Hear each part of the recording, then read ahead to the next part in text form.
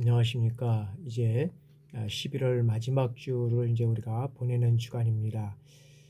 그동안 강의 듣느냐고 수고 많이 하셨습니다. 이제 이번 주 또 수업을 하고 다음 주에 이제 기말고사 이번 주에 기말고사 문제를 올려드리도록 하겠습니다. 그리고 다음 주에 보강을 실시해서 11월, 12월 11일까지 모든 과제 또 기말고사를 제출하는 거로 해서 강의를 진행하도록 하겠습니다. 여러분들 하여튼간에 이제 이번 주하고 다음 주밖에 이제 강의를 듣고 또 시험 문제 제출할 수 있는 기간이 없습니다. 여러분들 여러 가지로 또 분주하고 바쁘겠지만 일정들을 잘 지켜서 제출해 주시길 바랍니다. 그러면 강의를 진행하도록 하겠습니다. 자, 이번 시간에는 제 13장 조직의 평가와 진단. 그래서 우리가 이제 3절로 나눠져 있는데요. 조직 평가, 진단, 그다음에 평가 기준으로 쓰였던 조직 효과성, 이것들을 함께 알아보도록 하겠습니다. 자, 조직의 평가는 조직의 활동과 그다음에 실적에 대한 이 가치를 판단하는 일반적 과정이다 라고 우리가 할 수 있고요. 그래서 조직 평가의 어떤 개념을 자세히 설명하면 여러 가지로 있겠지만 여기에는 세 가지를 우리가 가지고 한번 살펴보도록 하겠습니다. 자, 첫째는 뭐냐면 조직 평가의 대상은 조직이 수행하는 이 모든 활동, 이 활동은 물론이고 활동의 결과, 그리고 거기에 따라서 이 산출과 또 결과 역시 이 평가의 대상이 된다라는 것이죠. 그래서 여기에서 보면 조직의 어떤 개별 활동이 이 평가 대상이 될 수 있지만은 어떤 그 보통 종합적 평가라고 할 때는 이 조직의 모든 활동과 실적, 그리고 여기는 어떤 국면을 다 망라해서 얘기를 할 수 있다는 거죠. 다만 편의상 중요한 어떤 몇 개 분야, 그다음에 몇몇 평가 요소만 선정해서 평가는 우리가 할 수 있다는 거죠. 자, 두 번째는 조직 평가는 이 조직의 어떤 가치를 여기는 판단하는 것이다 라고 할 수 있죠. 그래서 이 가치는 어떤 조직의 중요성, 그 다음에 바람직한 거, 그 다음에 조직의 어떤 목적에 기여하는 것, 그리고 우리가 바람직하다고 생각하는 어떤 특성으로서의 어떤 평가의 기준과 관련이 크다라고 우리가 할 수 있다는 거죠. 그래서 이제 우리가 이 조직의 어떤 그런 가치를 우리가 생각해 보면, 자, 가치는 좋은 조직과 나쁜 조직, 그 다음에 유익한 조직과 해로운 조직, 그 다음에 선한 조직과 악한 조직, 이런 것들을 우리가 이제 표현할 수 있다는 거죠. 그래서 여기에서는 어떤 조직의 효과성이라든지 뭐 건강성, 이러한 것들을 우리가 이제 이후에 이제 우리가 살펴보도록 하도록 하겠습니다. 자, 세 번째는 이 조직 평가는 조직의 어떤 가치를 판단하는 행위다. 그래서 이 판단이라는 것은 뭐냐면, 자, 의사 결정을 위해서는 이 보통 어떤 측정이나 검사를 전제로 한다는 것이죠. 그래서 이 측정 기준과 요소, 그다음에 평가 요소를 여기에서는 제시해서 이를 이제 계산한다는 거죠. 그리고 이 가치를 판단하기 위해서는 조직의 어떤 그 자신의 어떤 가치를 전후로 해서 시간적으로 비교하기도 하지만은 다른 조직들의 어떤 가치와 비교할 수도 있다는 거죠. 그래서 여기에서는 판단하는 과정에 평가자의 주관이 여기는 개입할 수 있다라는 것이 개입할 수 있다는 것을 우리가 볼 수 있고요. 그러면 이러한 조직의 평가 영역과 요소로서 또 주요 이론을 우리가 한번 살펴보도록 하겠습니다. 자, 효과성을 기준으로 이 조직을 평가할 때 여러 가지 이 어떤 접근 방법이 있는데, 이 중에서는 이제 우리가 판단할 것, 우리가 이제 살펴볼 것은 목표 접근법, 자원 접근법, 그다음에 내부 과정 접근법, 이런 것들은 여기에서는 조직의 어떤 부분적 속성을 여기에서는 평가하는 것이라고 우리가 할 수 있고요. 그 다음에 여기서 이제 이해관계자 접근이라든지 경쟁적 가치 접근, 이러한 것들은 조직의 어떤 다양한 국면을 여기는 평가할 수 있다라고 우리가 볼 수 있다는 거죠. 그래서 이 성과 관리가 발전하면서 이제는 이 균형, 여기에서는 어떤 것은 균형 성과 관리 제도, 이런 것들이 이제 따라서 여기에서는 뭐 재무적 관점, 고객 관점, 그다음에 내부 프로세스 관점, 학습의 관점 및 성장 관점, 뭐 이런 것들을 이제 제시할 수 있다라고 우리가 볼 수 있다는 거죠.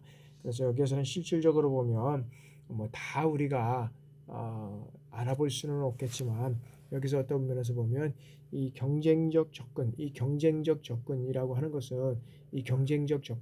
것은 뭐냐면 조직 평가의 어떤 다양한 측면을 발견할 수 있는데 여기에서는 뭐냐면 어떤 대외적 유연성, 교섭 능력, 그다음에 관리 혁신적 목표 설정과 그다음에 산출 목표 달성, 책임 경영. 책임 경영이라는 것은 뭐냐면 뭐 조직이라든지 인사, 재무, 구매 관리 이런 것들의 어떤 고객의 만족 관리 등 이런 것들을 우리가 얘기할 수 있다는 거죠. 그래서 조직 평가나 이 조직 진단을 실시한 연구자들은 조직 평가의 어떤 기준이나 요소 이런 것들을 돌출하는데 많은 시간 어떤 그런 그 많은 시사점을 제공했다고 볼 수 있다는 거죠. 그래서 그들은 어떤 역량이라는 말을 사용해서 조직의 어떤 역량 평가를 우리가 강조한다라고 우리가 이제 볼 수 있다는 거죠.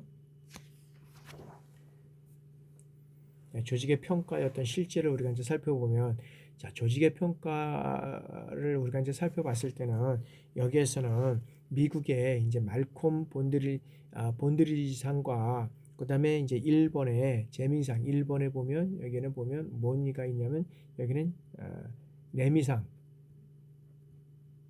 레밍상이 있고요. 그다음 우리 한국에는 뭐냐 어떤 것이 있냐면은 여기는 한국에는 국가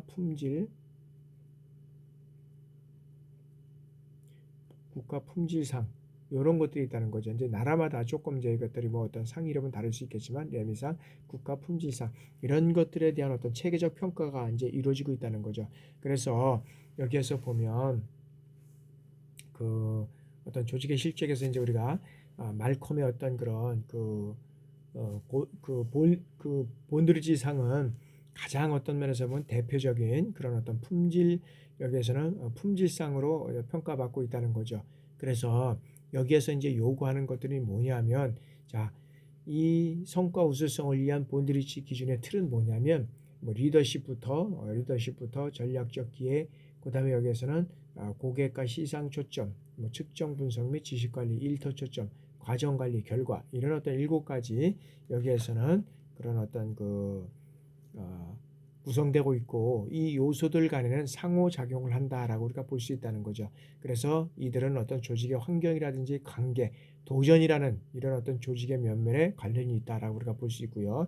두 번째는 자, 공공부문의 조직, 이 공공부문의 조직에 대한 평가는 조직의 어떤 종류에 따라서 이 평가의 중점이라든지 대상 이러한 것도 있지만 어떤 그런 유사점도 있지만 이 차이점이 있다는 거죠.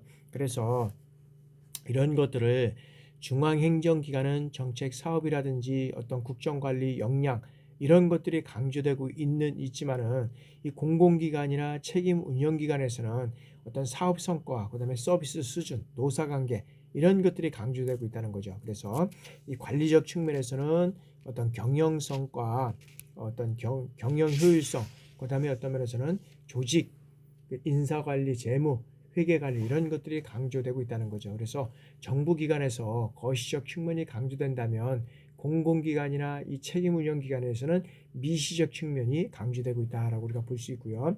이제 세 번째는 이 기업 부분에서 조직평가는 어느 정도 이제 제도화돼서 실행되고 있다라는 거죠. 그래서 미국에서는 이 말콤 본드리지상, 그다음에 일본의 데미상, 우리나라의 이제 국가 품질상 이런 어떤 조직 평가를 바탕으로 실시되고 있다고 우리가 얘기를 할 수 있고요. 이런 것들은 한국의 어떤 표준 협회에서 주관하고 그다음에 실시하고 있는 이 국가 품질상은 다시 어떻게 되냐면 국가 품질 대상, 그다음에 품질 경영상, 그다음에 품질 경영 뭐 교육이라든지 부분별로 나눠 있다는 거죠. 그래서 국가 품질 대상에는 뭐 제조업 부분은 물론 공공 부분, 서비스 부분 이런까지 모든 것들이 이제 포함해서 이루어지고 있다라고 우리가 볼 수 있고요. 그다음에 미국의 이 말콤 본드리지상에 따라서 평가 기준은 전 세계적으로 이 광범위하게 활용되고 있는 어떤 기준이라든지 그다음에 이런 어떤 기준이 지나치게 오래되어 있다는 거죠. 그래서 이 기업을 대상으로 하는 것이기 때문에 그것은 정부기관이라든지 지방자치단체, 그다음에 군부대, 공공기관 이런 것들에 일률적으로 적용하는 데는 좀 무리가 있다라고 우리가 볼 수 있다는 거죠.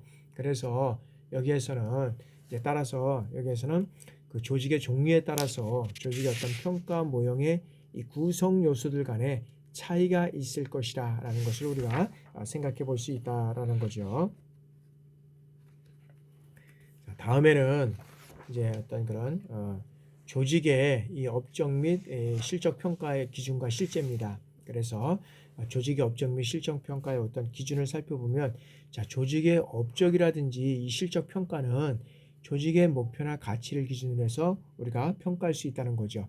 그래서 이 평가의 기준은 뭐냐면 재정적 능률성, 투자 회수율, 그다음에 운영적 능률성, 그다음에 1인당 수익, 그다음에 행정적 업적, 그래서 어떤 자원 사용의 능률성이나 제시한 목적 달성도 이런 것들을 가지고 어떤 산출의 양이라든지 산출의 질, 종업원의 어떤 이직률 이런 것들을 가지고 우리가 이 평가를 할 수 있다는 거죠.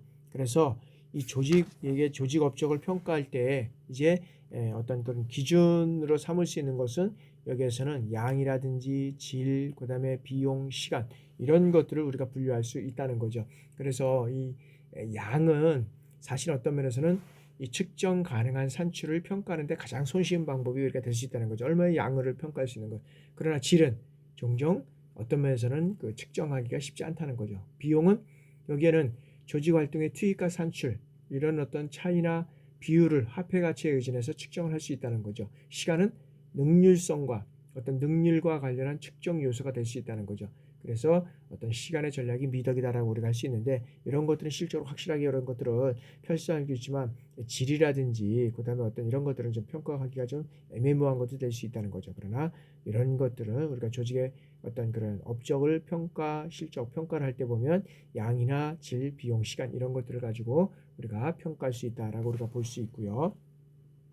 자, 다음에는 이제 종합적 조직 평가 모형입니다. 그래서 이런 조직 평가 모형의 차원과 우리가 분야를 우리가 살펴보면, 자, 여기에서 조직 평가의 대상 부분은 대체로 이 역량 평가와 우리가 어떤 면에서는 역량 평가와 그다음에 실적 평가, 우리가 실적 평가를 구분해서 우리가 이제 할 수 있는데, 여기에서는 자, 조직 평가의 어떤 주요 차원으로서 조직의 어떤 역량과 여기에서는 역량과 실적만 가지고 역량과 실적을 가지고 우리가 이제 제시를 해서 평가를 하는 것으로 여기에서는 그렇게 이제 강의를 진행하도록 하겠습니다. 그래서 첫 번째는 자, 조직을 평가하면서 조직의 역량이나 이 능력을 여기에서는 이제 평가한다는 것인데, 이게 뭐냐면 자, 조직의 문제를 해결하는 데 기반이 되기 때문에 이제 여기서는 역량이나 능력을 가지고 평가한다는 거죠. 그럼 뭐냐면 자, 조직의 역량은 조직의 능력을 채택하고 변화하는 데 도움을 주는 이러한 개념으로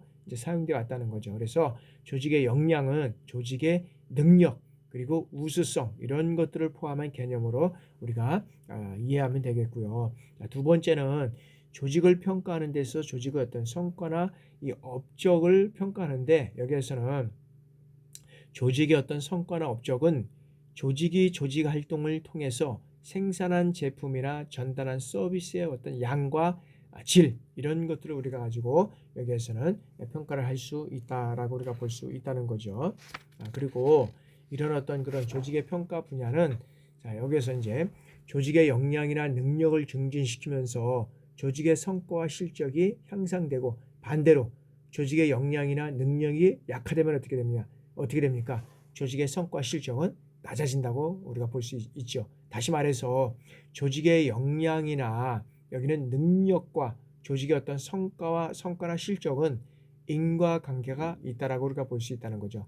따라서 조직의 역량을 평가하는 것은 조직의 어떤 성과를 높이기 위한 어떤 사전 과정이라 보아도 무방하다라고 우리가 볼 수 있다는 거죠. 자, 다음에는 이제 조직 평가의 분야입니다.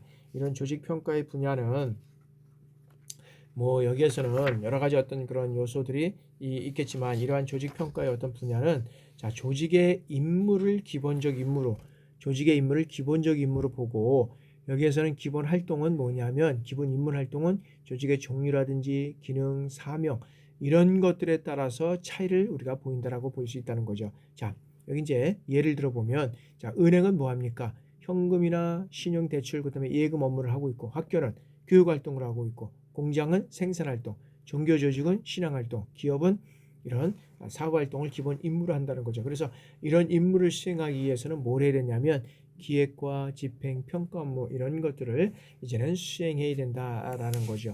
그래서 여기에서는 그 어떤 면에서 보면 그 조직의 그 조직의 어떤 임무와 기능은 조직의 어떤 상위 목표이고 핵심적 기능이다라고 우리가 할 수 있다는 거죠. 그래서 임무 수행 활동의 평가 기준으로서는 뭐냐면 여기에서는 효과성, 그죠? 효과성이 주로 제시되고 있다. 그래서 효과성의 내용으로는 여기에서는 이건 뭐냐면 목표 달성도죠. 목표 달성도 이것들은 이제 효과성의 어떤 내용으로는 목표 달성을 이제 들 수 있고 그다음에 여기에서는 이제 또 업무 수행의 어떤 적합성 이 업무 수행과 관련돼서는 업무 수행의 적합성에서는 여기에서는 업무 수행의 어떤 업무 수행과 관련돼서는 여기는 적합성 그다음에 어떤 정당성 이런 것들이 이제 제시되고 있다는 거죠. 정당성. 그래서 조직 평가의 어떤 그런 그 조직 평가의 평가는 이제 역량 평가, 실천 평가로 우리가 이제 구분하는데 이들을 함께 어떻게 되면 이들을 함께 평가를 한다는 거죠. 그래서 여기서는 조직 평가의 어떤 주요 차원으로서 조직의 역량과 실적을 여기에서는 제시한다라고 우리가 볼 수 있고요. 자, 다음에는 이 조직 평가 분야와 요소로 해서 조직 평가 분야와 요소를 우리가 살펴보도록 하겠습니다. 자, 조직의 어떤 역량을 평가하는 방법은 다양하다고 볼 수 있죠. 그러나 체제적 접근 방법에 따라서 이 하위 체제를 제시하는데 하위 체제는 업무 기술 체제, 그다음에 자원 체제, 심리 사회 체제, 개방 사회 체제, 리더십 체제 이런 것들을 구분할 수 있다는 거죠. 첫 번째 보면은 자, 업무 기술 체제는 뭐냐면 자, 조직에서 이 부여된 임무나 사명을 직접적으로 수행하고 달성하는 체제. 그래서 여기서는 조직과 기술로 구성되고 있다라고 볼 수 있다는 거죠. 조직과 기술로서 여기에는 조직과 어떤 것은 기술 이런 것들이 이제 구성되어 있고요. 그래서 조직은 분화와 통합의 과정을 거치면서 이제 구조화되고 되어가고 있다라고 우리가 볼 수 있고요.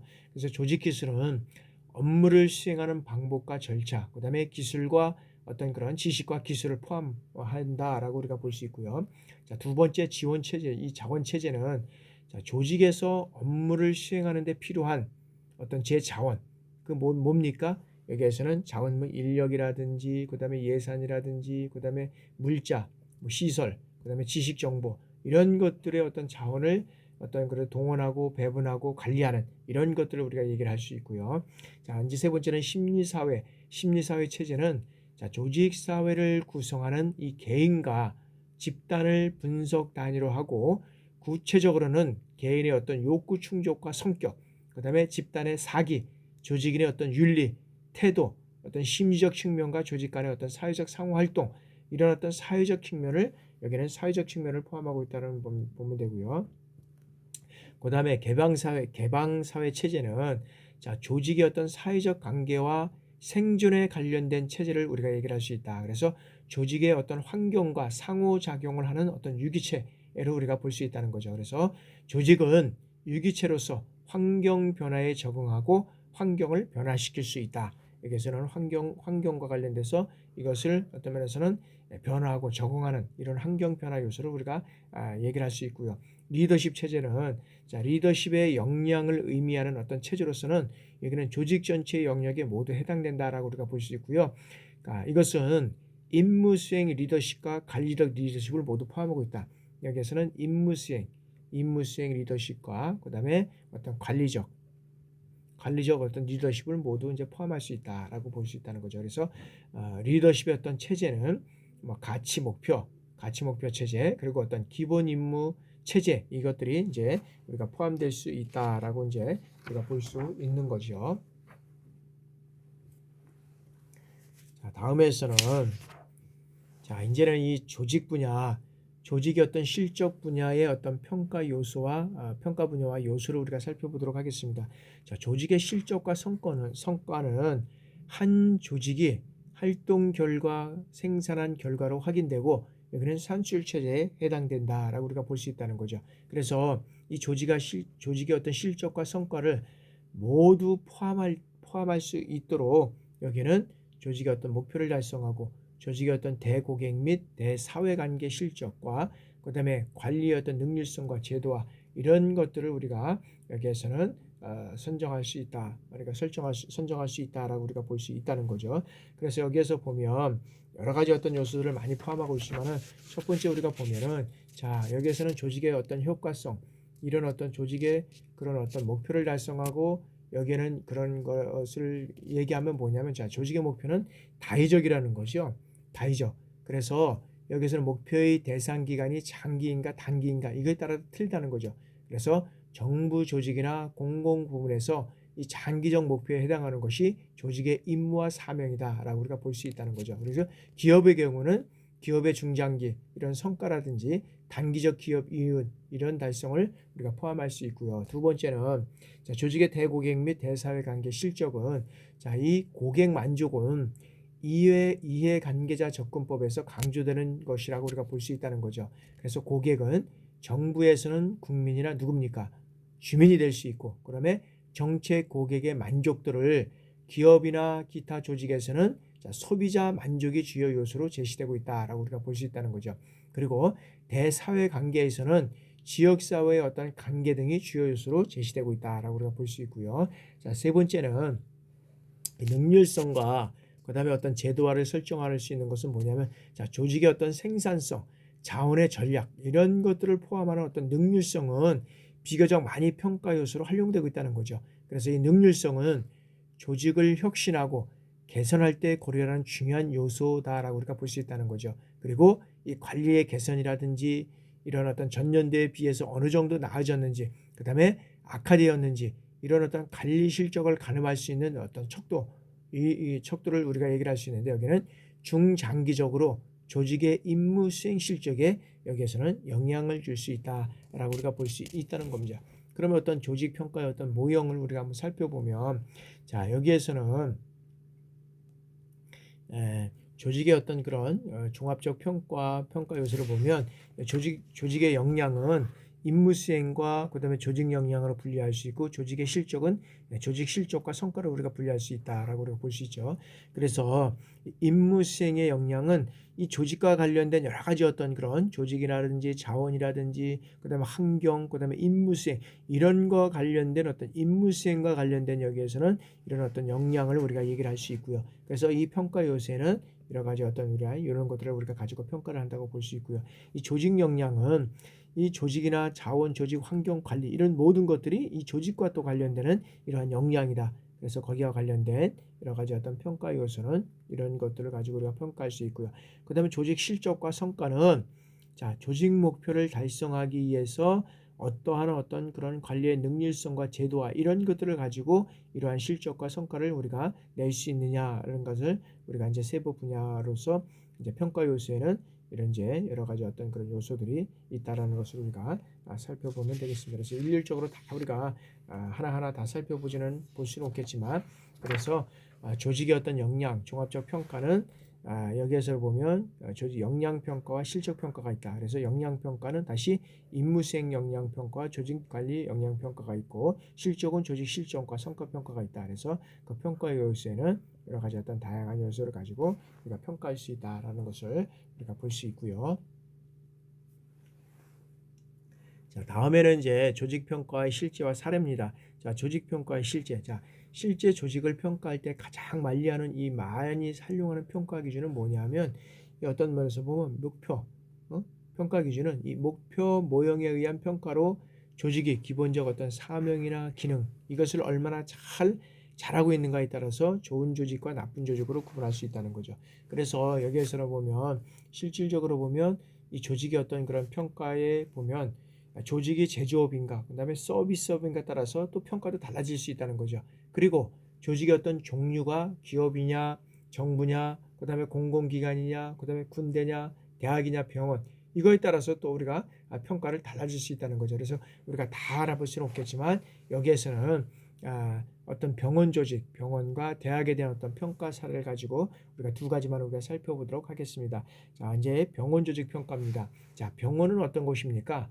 사람들이 흔히 접하는 어떤 진료기관입니다. 그래서 이 병원에 대한 조직 평가는 다양하게 진행되어 왔는데 여기에서는 그거를 일일이 다 우리가 설명할 수는 없어서 간단하게 어떤 소개를 하기를 원합니다.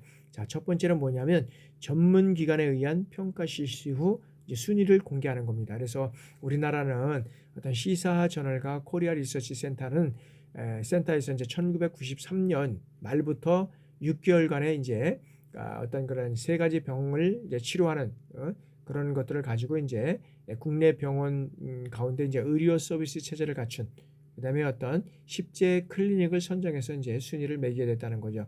그래서 여기에서는 뭐 암과 고혈압 그다음에 뭐 여러 가지 어떤 그런 것들을 가지고 측정했는데 뭐 여기에서는 뭐 고혈압과 암 같은 경우에는 뭐 연대 세브란스 병원, 당뇨는 뭐 카톨릭 의대병원, 그다음에 뭐 여러 가지 어떤 그런 기관들이 이제 제일 만족하는 그런 걸 평가를 통해서 이루어졌다는 거죠. 그러니까 이런 것들을 평가해서 순위를 공개하는 건 뭐 왜 그럽니까?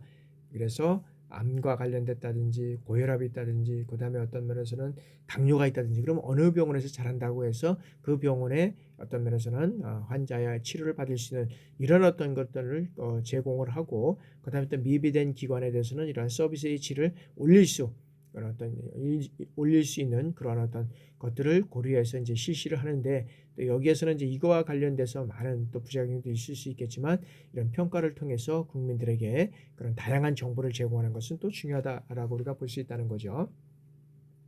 자, 두 번째는 이제 이 건강보험심사평가원의 어떤 병원 평가가 있다는 거죠. 그래서 이제 매년 진행되고 있고 이제 고객 환자를 대상들을 해서 병원을 선택할 때 이제 이런 것들이 정보 제공을 할 수 있다는 거죠. 그래서 뭐 여기에서는 뭐 다양한 뭐 고혈압이든지 뇌혈증, 뭐 심근경색, 당뇨병, 그다음에 유방암, 뭐 대장암 뭐 이런 어떤 것들을 이제 구분해서 여기서 이제 평가를 해서 이제 여기에다가 그런 어떤 그런 자료를 정보를 제공하는 이러한 것들을 진행하고 있고요. 그다음에 이제 보건복지부에서는 전국에 이제 78개 의료기관 그게 뭐냐면 대학병원인데 이 500병상 이상의 종합병을 대상으로 해서 2003년도부터 이제 매년 6개월간에 걸쳐서 이런 어떤 진료라든지 운영 체계, 부수별 업무 성과 이런 것들을 이제 평가를 하게 됩니다. 그래서 뭐 진료 및 운영 체계에 있어서는 뭐 환자 관리라든지 인력 관리, 그다음에 진료 체계, 감염 관리, 그다음에 시설 관리, 안전 관리 이런 것들을 평가하고요. 그다음에 부서별 이제 업무 성과에서는 뭐 병동이라든지 외래, 의료 정보, 그다음에 영양, 그다음에 수술 관리 체제, 그다음 진단 검사, 방사선 검사, 그다음에 약제, 중환자 뭐 이런 것들을 이제 평가를 하게 되는 거죠. 그래서 그냥 평가를 해서 여기서도 이제 순위를 공개를 하는데 예를 들어서 뭐 종합적으로 평가해 봤을 때는 이제 뭐 1위가 뭐 서울대병원, 그다음에 2위가 이제 뭐 서울 아산병원, 3위가 뭐 삼성병원. 근데 이 순위들은 뭐 매년 평가를 통해서 좀 뭐 순위가 바뀌고 이제 할 수 있습니다. 그러나 다 좋은 것은 아니고 서울대학에서는 또 뭐 어느 분야 뭐 아산병원에서 어느 분야, 삼성병원에서 어느 분야 뭐 이런 것들을 많이 이제 그런 것들을 통해서 이제 우리가 이제 확인하고 또 정보를 제공하면서 그거를 이뤄가고 있다고 우리가 볼 수 있죠. 자, 다음에는 이제 대학 조직 평가입니다. 자, 대학에 대한 조직 평가는 대학 지망자와 이 학부모들이 이 학교를 선택할 때 지원할 때 이제 여기서는 또 근거 자료로 우리가 삼을 수 있다는 거죠. 그래서 여기서 보면 이 학교를 선택할 때 근거 자료를 보면 이제 국내에서는 이제 뭐 중앙일보에서 이제 1994년서부터 이제 매년 실시했고요. 그다음에 이제 어떤 세계적으로 국외적으로 보면은 이제 영국에서는 뭐 QS 세계 이제 그 어떤 대학 평가에서 매년 1회에서 실시해서 이제 보고를 해서 발표하는 게 있습니다. 근데 아시아의 평가에서 이렇게 대학을 보면 계속적으로 우리나라의 어떤 대학들이 자꾸 경쟁력이 떨어지는 것으로 이렇게 발표가 되고 있는 사항들을 보고 있습니다. 그래서 우리가 이제 뭐 인터넷상에서 보면 세계 대학 평가, 뭐 영국의 QS 이런 어떤 평가 자료를 보면 우리나라 상위에 어떤 그런 많이 들어가지 못하고 있는 이런 안타까운 현상들을 보고 있습니다.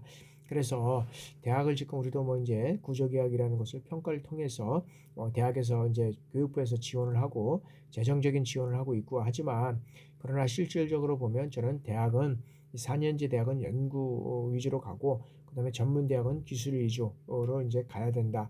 그래서 그런 쪽으로 해서 이 평가를 통해서 이루어져 가야 되고 인원들도 많이 지금 4년제는 연구 쪽으로 이렇게 간다고 하면 인원이 많이 줄어들어야 되지 않겠나는 생각을 이제 해봅니다. 그래서 우리 학교도 보면 뭐 구조개혁 평가도 있고 또 다시 이제 뭐 이 그다음에 이제 기관 인증 평가도 있고 뭐 평가가 중복되는 이런 현상들이 많이 있다는 거죠. 그래서 대학에서는 이런 좀 어려움들을 호소하고 있는데 이런 것들이 하나로 통일돼서 그런 어떤 평가가 좀 하나로 좀 통일돼서 이루어갔으면 평가하는 층에서도 그렇고 평가를 받는 대학 측에서도 그렇고 상당히 아마 그런 어떤 그런 좀 일률적이고 그다음에 그런 어떤 형평성이 고려될 수 있지 않을까 하는 생각이 됩니다. 그래서 일부 이런 평가를 통해서 또 이제 보니까 여러 가지 어떤 문제가 이제 있다.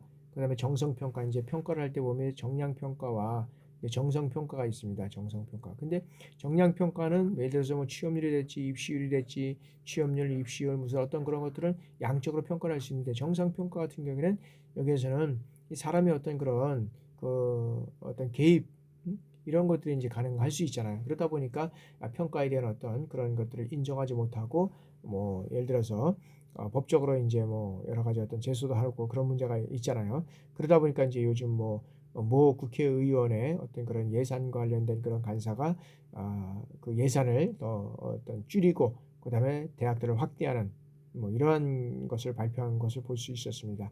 그렇게 되다 보면 평가에 대한 모호성, 평가에 대한 어떤 불신, 이런 것들로 인해서 여러 가지 문제가 되지 않을까 하는 생각을 해봅니다. 그래서 그런 평가가 공식적이고 정확하게 이루어져서 거기에 대한 어떤 기준이 제공이 되고, 그리고 그것에 대한 어떤 그 지원이 이루어져야 공평한 평가를 통해서 이루어져 갈 수 있지 않나 하는 생각을 해봅니다.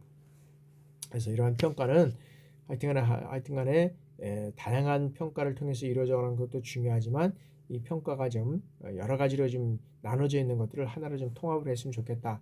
그리고 어떤 말은 정량 정상 평가에 대한 어떤 평가가 누가 봐도 이런 평가가 정확하게 이루어졌다. 그다음에 거기에 대한 어떤 의구심이라든지 이런 불신이 없도록 이렇게 진행되어 나갔으면 좋겠다는 생각을 해봅니다. 자, 조직 진단의 어떤 주체와 이제 대상입니다. 자, 조직 진단의 주체입니다.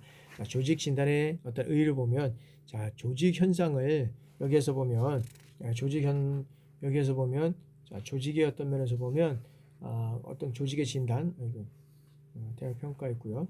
자, 조직의 주체와 진단. 그래서 자, 조직의 진단은 여기에서 보면, 자, 조직 현상을 진단하고 그에 필요한 처방과 해결책을 모색하는 어떤 일련의 탐색적 활동으로서 이 조직 진단은 뭡니까? 합리적이고 과학적인 방법에서 이 조직을 평가하는 활동이다라고 우리가 할 수 있다는 거죠. 그래서 이 조직의 어떤 그런 그 평가와 어떤 진단을 우리가 한번 살펴보면, 자, 여기에서는 조직의 어떤 그 진단의 여기엔 대상이지만 주체도 또 있습니다. 조직의 주체가 누구냐? 여기서 보면 조직은 누가 하고, 그다음에 조직 개편의 과정에 누가 하는가의 문제로서 이제 조직의 내부자와 외부자로 이렇게 나눌 수 있지만, 여기서는 실적으로 보면 이제 조직의 내부자보다는 외부자가 더 정확한 판단을 할 수 이제 있는 이러한 또 장단점은 있습니다. 그러나 여러 가지 어떤 외부적인 그 인원들이 평가를 하면서 그 어떤 그런 회사의 어떤 그런 그 여러 가지 어떤 사항들을 모르고 평가하는 데는 또 문제가 있다라고 우리가 볼 수 있다는 거죠. 자, 여기서 조직의 평가와 조직 진단입니다. 조직 평가, 진단. 조직 평가는 여기에서는 이 조직 평가는 일상적인 조직 관리 행위, 그 일상적으로 진행되는 이러한 어떤 것들을 평가하지만, 조직 진단은 뭡니까? 비일상적인 조직 관리 행위다. 비일상적인. 그래서 이 조직 평가는 매년 혹은 주기적으로 어떤 여러 국면을 평가하는 거죠. 그러나 조직 진단은 어떻게 됩니까? 이 조직 진단은 조직이 특수한 상황에 처해 있을 때, 여기서 예를 들었지만은 뭐 질병이라든지 어떤 통폐합, 뭐 이런 어떤 이모저모를 진단할 때 여기에서는 그러한 현상들을 우리가 가지고 조직을 평가한다라고 우리가 볼 수 있다는 거죠. 그래서 여기에서 보면 조직의 어떤 진단의 주체와 대상을 우리가 한번 살펴보면, 자, 조직의 진단의 주체는 아까도 얘기했지만 조직의 진단은 누가 하는가?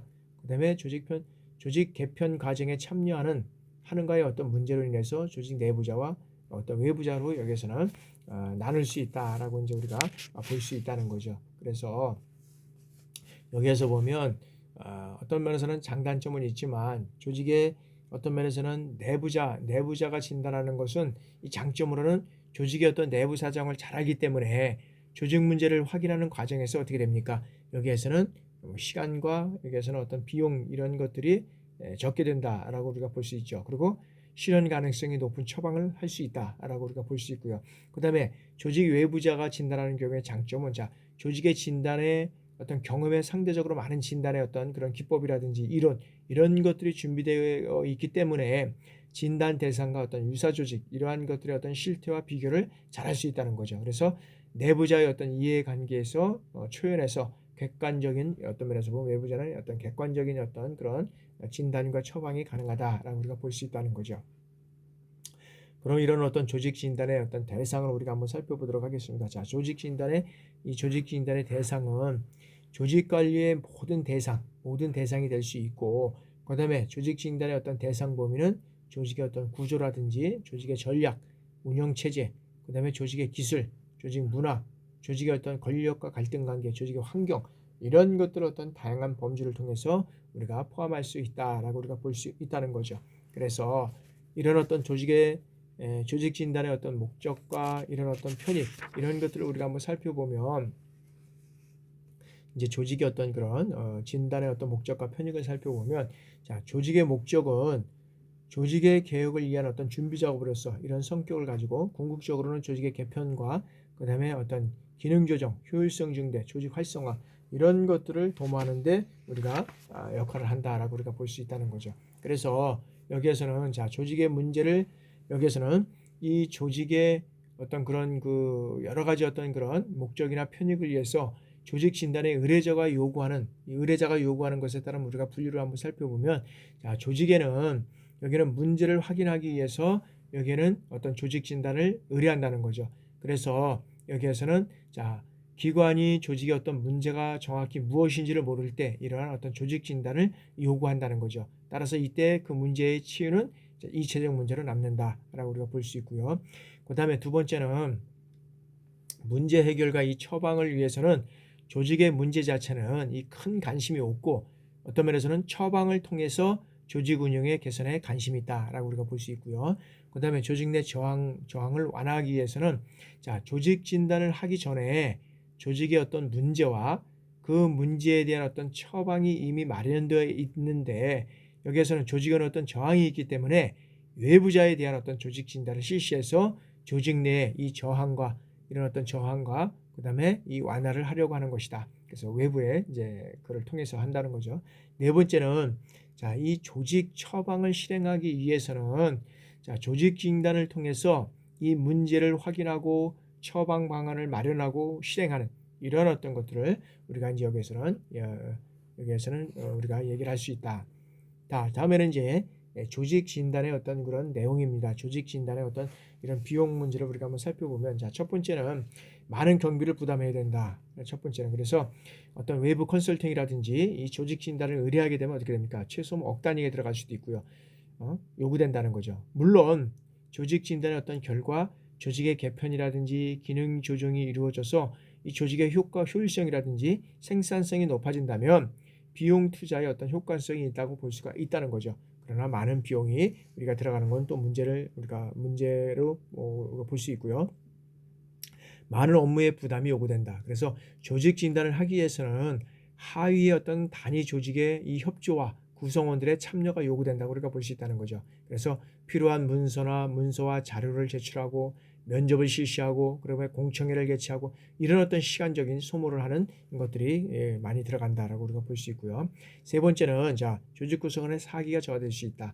이거는 뭐냐면, 자, 조직 진단은 보통 어떤 면에서는 조직을 축소한다든지 인력을 감축하기 위해서 하는 경우가 많다는 거죠. 그래서 조직 진단을 한다는 것 자체가 조직인들의 어떤 사기를 저하시킬 수 있다라고 우리가 볼 수 있다는 것이고요. 자, 네 번째는, 자, 이 조직 내의 어떤 주요 기밀이 유출될 수 있다는 거죠.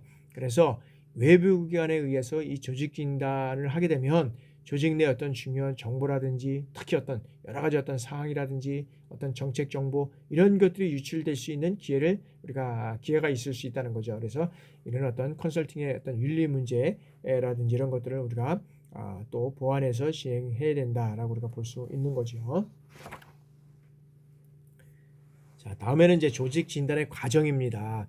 자, 조직의 어떤 과정이나 단계는 여러 가지 형태로 있을 수 있다는 거죠. 그러나 일반적으로는 어떤 문제를 어떤 정의하고 그다음에 예비 진단을 하고 여기 와서 첫 번째에서 다섯 번째 정도로 이루어져 간다는 거죠. 그래서 자, 문제의 정의 단계에서는 뭐냐면 대상 조직이 갖는 어떤 핵심적인 문제가 무엇인가를 확인하고 규명하는 겁니다. 문제를 여기에 어떻게 되죠?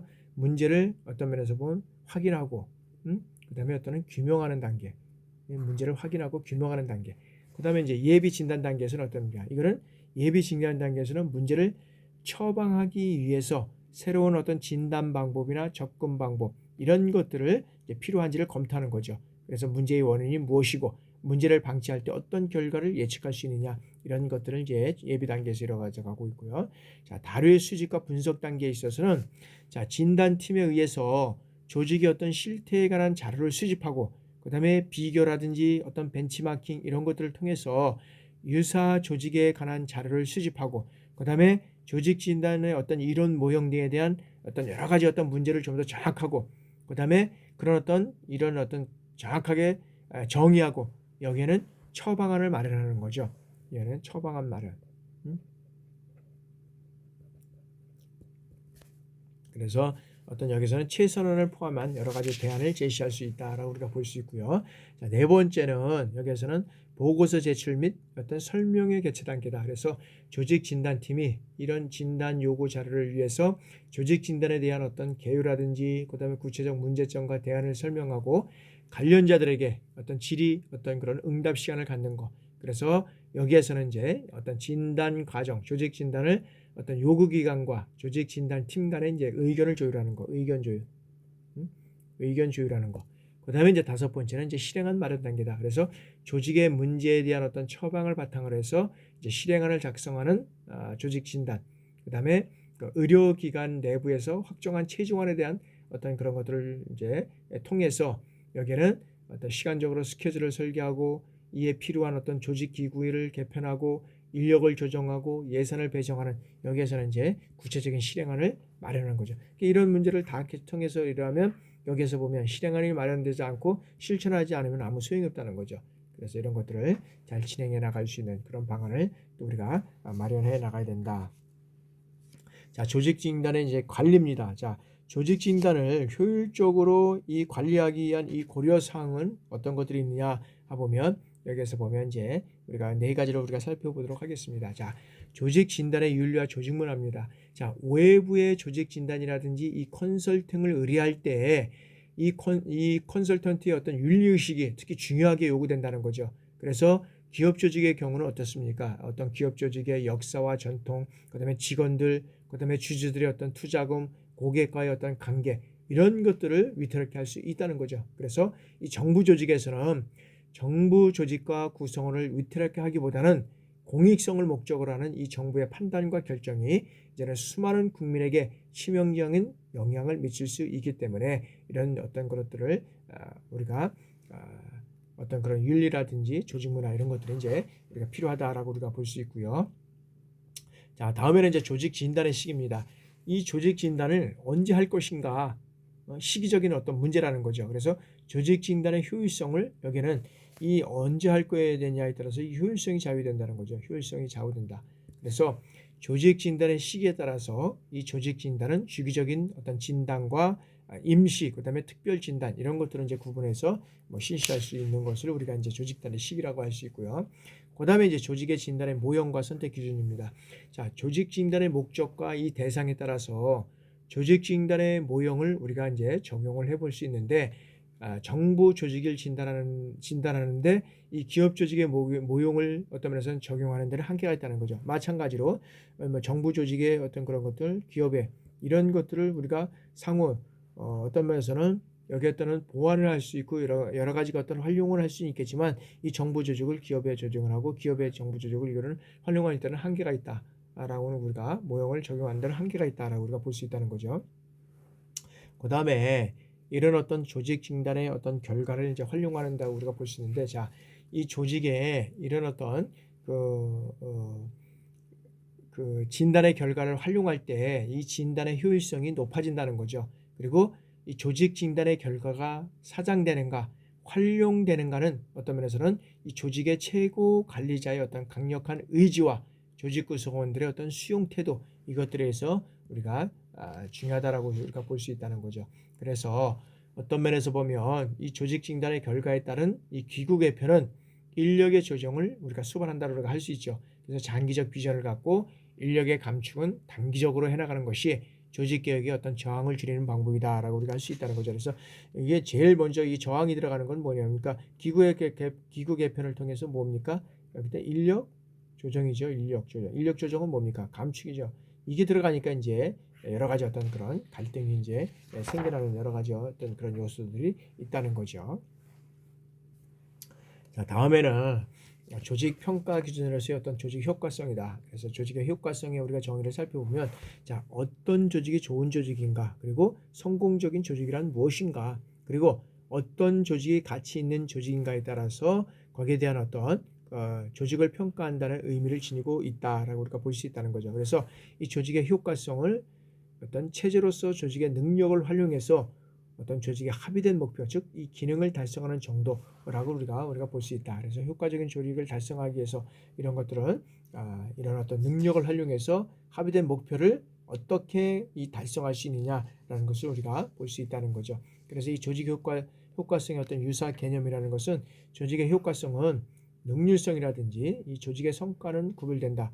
그래서 이 조직의 효과성은 사후적 성질을 중심으로 하고, 그 다음에 어떤 과정적, 사전적 의미가 내포되어 있다고 할 수 있다는 거죠. 그래서 이 조직의 성과는 조직의 활동 결과를 얻게 되는 것으로서 전적으로 이제 사후적 성질을 갖게 된다라고 우리가 볼 수 있다는 거죠. 그래서 능률성은 사전적이냐 사후적이냐에 따라서 우리가 중요한 건데, 어떤 면에서 보면 조직의 어떤 활동 결과를 얻기 위해서는 사후적 성질이 우리가 이제 중요한 요소를 우리가 가질 수 있다라고 우리가 볼 수 있고요. 이러한 어떤 조직 효과의 어떤 접근 방법을 우리가 한번 살펴보도록 하겠습니다. 자, 이 접근 방법에는, 자, 조직 효과성의 접근 방법에는 여러 가지 어떤 모형이 있다는 거죠. 뭐 2개도 있고 3개도 있고 4개, 5개, 그리고 뭐 8개 어떤 이런 다양한 접근 방법이 제시될 수 있다는 거죠. 그리고 제시되어 왔다는 거죠. 그러나 이들의 조직 효과성을 기준이나 가치를 하나만 제시하는가, 그리고 아니면 여러 가지를 제시하는가에 따라서 이제 연구자는 조직 효과의 어떤 단일 차원과, 여기에서는 이 단일 차원과 그다음에 다원 차원, 이것으로 이제 분류할 수 있다는 거죠. 그래서 이 단일 차원으로 우리가 어떤 조직 효과 모형을 우리가 살펴보면, 자, 목표의 어떤 면에서 보면 이 목표 접근법이다. 그래서 여기는 조직의 효과성은 설정된 목표의 달성 정도를 의미한다라고 우리가 얘기를 할 수 있고요. 그다음에 체제 접근법에는, 자, 조직 효과성은 체제로서 조직의 어떤 바람직한 존속과 유지를 여기서는 의미한다라고 우리가 볼 수 있고요. 그다음에 내부 과정 접근법은 조직의 효과성은 내부적인 조직의 건강과 능률성에 의해서 측정된다는 것이고, 그다음에 이해관계자 접근법은, 자, 조직의 효과성을 설명하면서 조직과 관련한 여러 이해관계자의 어떤 존재와 여기서는 가치에 초점을 둔다. 존재와 가치에 초점을 둔다. 그러면 단일 차원의 모형을 우리가 살펴보면 이 네 가지가 있는데, 자, 다원 차원에서 보면 여기에서는 이제 2가지를 보는데, 자, 경쟁적 접근법이다. 여기에는, 자, 이 경합 가치 모형이라고도 불리는 것이 이제 경쟁적 접근법인데, 이 접근법의 모형은 뭐냐면 이 조직의 이 효과성 현상을 설명하는 여러 가지 어떤 접근 방법을 여기서는 얘기한다라는 거죠. 그래서 여기에서 보면, 어떤 면에서 보면 그 어떤 조직의 효과성은 조직 참여들의 어떤 선호를 반영하는 여러 가지 어떤 방법으로 우리가 얘기를 할 수 있다는 거죠. 그래서 이 조직의 성과 기준이 모호하거나 시간이 지남에 따라서 그 기준들이 변화할 때 여기서는 유용하다라고 볼 수 있는 것이고요.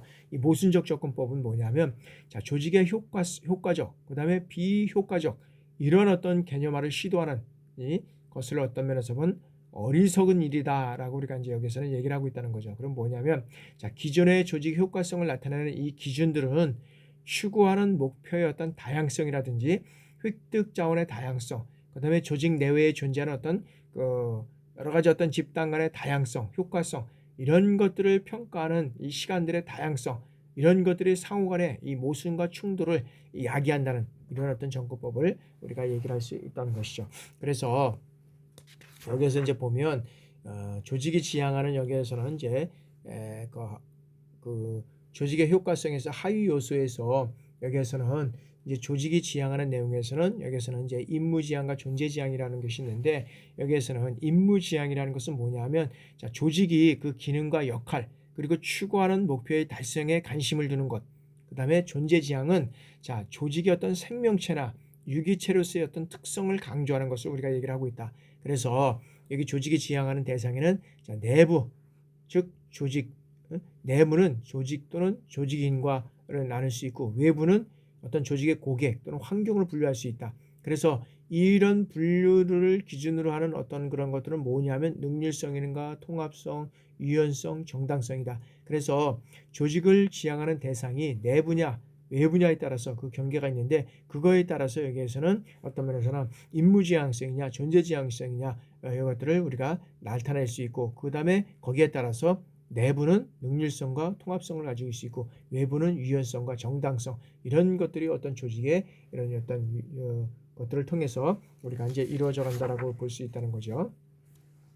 자, 다음에는 이제 조직의 이제 어떤 건강성을 우리가 이제 살펴보도록 하겠습니다. 이 조직의 건강성은 자, 조직의 건강이란 뭐냐면 조직이 기능을 수행하는 과정에서 관리 체제, 사회 체제, 개방 체제 이런 어떤 능력이 최적인 상태를 우리가 이제 조직이 건강하다라고 우리가 볼 수 있는 것이고요. 그다음에 이런 어떤 그런 이 조직의 건강성과 이 조직 효과성의 관계를 우리가 한번 살펴보면 여기에서 보면은 자, 조직의 어떤 건강성은 조직이 환경의 변화에 적절히 대처하면서 계속 유지 발전하고 조직 목표라든지 이 사명을 효과적으로 달성하는 이 과정과 조직 능력을 강조하고 있다. 그래서 조직의 효과성은 어떤 체제의 자원과 능력을 활용해서 이 조직의 목표를 달성하는 정도를 우리가 이제 건강한 조직의 효과성을 우리가 얘기를 할 수 있고요. 그 다음에 조직 건강 이 건강성 분야 중에서 이 병든 조직은 어떤 분야냐면 조직의 어떤 관리 체제라든지 사회 체제, 개방 체제, 통합 체제 이것이 최적의 상태에 있으며 이들 체제 간의 균형 어떤 이런 균형 있는 상태를 우리가 얘기를 할 수 있다라는 거죠. 건강성 있는 것이고 이 건강한 분야는 이런 것들이 어떤 최적의 상태고 이 균형적인 것이고 그다음에 병든 조직은 뭐냐면 이런 어떤 조직들이 어떤 그런 조직의 어떤 건강 부정적 측면을 여기는 어떤 조직의 병리 현상, 즉 역기능, 조직의 질병 이런 것들을 우리가 이제 사용할 수 있는데 이 병든 조직의 어떤 징후로서 우리가 살펴볼 수 있는 것은 뭐냐면 결근율과 조퇴율, 그다음에 이직률이 높고 그다음에 직무 몰입이라든지 어떤 조직 몰입 이런 것들이 부족하다는 거죠. 그래서 구성원 간의 이 갈등이 높고 또 왕따 당하는 이 구성원들이 많다는 거죠. 그래서 여기에서 보면은 그 어떤 면에서 보면은 그 이제 전반적으로 여기에서는 업무 적응도가 낮고 업무 추진 속도가 더디다는 거죠. 그리고 업무 태만과 무사 안일주의, 그다음에 이런 것들이 팽배함으로써 활거주의가 된다. 조직의 어떤 그런 병든 조직은 활거주의는 어떤 내 것만 최고라는 뭐 이런 것들을 얘기를 하고 있는 거죠. 그래서 자 조직이 병든 상태로 할 수 있는 것들은 의사소통이 어떻게 돼요? 잘 되겠습니까? 막힘이 있고 인력 구조가 어떤 비만증, 비대증에 우리가 나타날 수 있고요. 재정이 경직되고 그다음에 지식 정보의 어떤 누출성, 그다음에 조직이 부패되고 책임 회피하는 이러한 요소들이 이제 병든 조직의 우리가 요소라고 우리가 할 수 있다는 거죠. 자, 이제 지금까지 여러분들이 어떤 그런 조직 평가에 대해서 우리가 한번 살펴봤습니다. 조직 평가와 진단에서 이제 말씀드렸지만 조직 평가는 뭡니까? 우리가 평가라는 것은 일상적인 어떤 조직 행위, 조직 관리 이것들을 얘기를 하고 있고 진단은 뭡니까? 진단은 우리가 여기에서 조직 평가하고 조직 진단을 얘기했잖아요. 조직 진단. 이거는 일상적인 어떤 조직의 행위를 얘기를 하고 있고 조직 진단은 비정상적인 조직적인 어떤 행위를 가지고 우리가 이제 진단하는 거죠. 그래서 여기에서는 조직 평가라는 것은 매년 하고 그다음에 주기적으로 그다음에 조직의 어떤 여러 가지 국면을 평가를 합니다. 그렇지만은 이 조직 진단은 어떻게 됩니까? 조직이 특수한 상황에 처해 있을 때 그 특수한 상황은 뭡니까? 조직의 어떤 질병이라든지 조직의 어떤 통폐합, 질병으로 인해서 통폐합이 되든지 기구가 어떤 면에서 방대해서 효과성이나 효율성 이런 능률성이 저하된다든지 그런 이런 어떤 조직의 이모저우를 평가를 하게 된다라고 우리가 보게 된다는 거죠. 그래서 우리가 군대 같은 경우에는 여러분들이 있는 그런 어떤 조직에서는 여러분들이 어떤 그런 조직을 평가하고 진단할 수는 없겠지만 상부에서 이런 조직을 평가하고 진단을 해서 정말 정상적으로 업무가 능률적으로 시행되고 모든 조직이 어떤 균형적인 어떤 조직을 가져갈 수 있는 이런 어떤 평가 기관이 정확하게 이루어져 갈 때 이러한 조직은 어떤 면에서는 업무가 효율적으로 이루어져 가고 있고 조직의 구성원 간에도 상호 어떤 그런 그 활거주의라든지 그다음에 업무 태만이라든지 그다음에 이런 업무 속도가 이런 어떤 그런 낮는 그런 조직이 되지 않는다는 거죠. 그래서 조직의 어떤 면에서 보면 평가 진단은 상당히 어떤 중요한 측면에서 우리가 이해할 수 있다라고 볼 수 있다는 거죠. 자, 지금까지 여러분들 조직 평가와 진단에 대해서 여러분들이 살펴봤는데 여러 가지 어떤 얘기들을 많이 나눴지만 두 가지입니다. 조직 평가와 진단입니다. 이 조직 평가는 어느 때 하고 조직 진단은 어떨 때 하고 이거를 통해서 그다음에 여기에서 보면은 이제 우리가 건강한 어떤 그 조직, 그다음에 병든 조직은 어떤 것이 있느냐, 뭐 이런 것들을 우리가 이제 살펴볼 수 있다는 거죠. 그래서 여기에서 이제 한번 여러 가지 어떤 조직에 대한 것들을 우리가 한번 알아보도록 그렇게 하겠습니다. 그래서 평가를 통해서 한번 알아보고요. 여러분들 하여튼간에 여러 가지 바쁜 시기에 강의 듣냐고 수고 많이 했고요. 이제 다음 또 한 주차만 남으면 여러분들이 모든 강의는 다 끝나는 것으로 진행이 됩니다. 여러분들 하여튼간 수고 많이 하셨습니다. 감사합니다.